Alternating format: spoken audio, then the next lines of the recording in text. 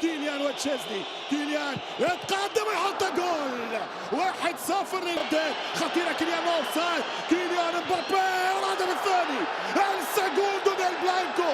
ريال اول الهدف الاول لغارسيا. قلت لك لن يستسلموا. يرجع بالكرة ديونج. فرانك ديونج. بيدري الهربة. بيدري دخول. هذه خطيرة. هذا فران توريس يلعب الريمونتادا. عادوا برشلونة الهجوم سجلوا هدف الثاني 2-2 في ربع ساعة. تقدم الريال باثنين في ربع ساعة. جابوه هنا متسلطن. الثالث من رافا. اوه خطايا خلف الدفاع. والرابع الفرصة للرباعية والهدف الرابع رافينيا.